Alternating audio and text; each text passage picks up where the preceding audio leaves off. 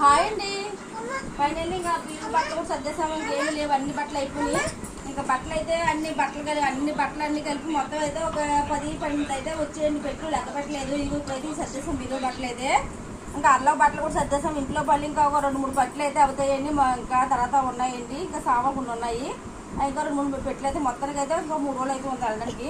కానీ మొత్తం సామాన్లు సర్దేసుకున్నామండి. ఇంకా కొన్ని మాత్రమే ఉన్నాయి. కొన్ని వాషింగ్ వేసిన బట్టలు ఉన్నాయి.